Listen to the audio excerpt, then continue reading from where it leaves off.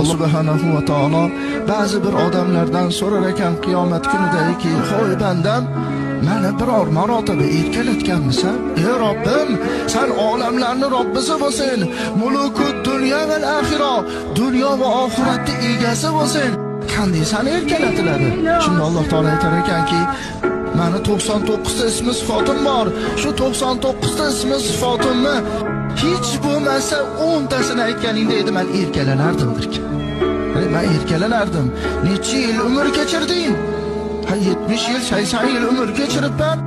Shu 70 yil, 80 yil umrning ichida biror marotaba meni 99 ta ismimni aytganmisan? Hech bo'lmasa 10 tasini aytganmisan? 70 yil umr kechiribsan. Agar sen menga hech bo'lmasa 99 ta ismi sifatimdan 10 tasini bo'lsa ham aytib, "Ey Robbim, ber" deganingda, men erkalanib farishtalarga aytardim, "O bandamni qaragin, bir maqsadi bor ekan, mendan bir so'rashligi bor ekanki, ismlarimni aytib turibdi-da, guvoh bo'linglar, nima so'rasa beraman" deb Alloh taolo turib olar ekan.